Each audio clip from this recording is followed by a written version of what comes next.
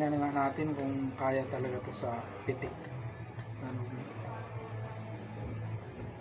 pakwan. Subukan natin kung kaya natin sa isang pitik na, kasi nakikita ko sa YouTube, napapanood ko sa Facebook. Ganito sila magbiyak ng pakwan. Walang ano yan ha. Walang kabakas-bakas na kahit anong tama ng kutsil.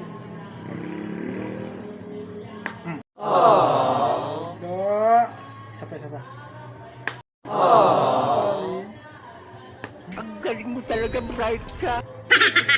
This is a fake. Sige yan.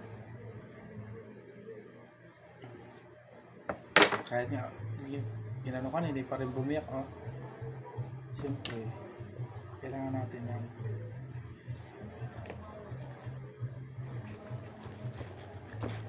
Ang tamis daw ito, sabi ni Kuya.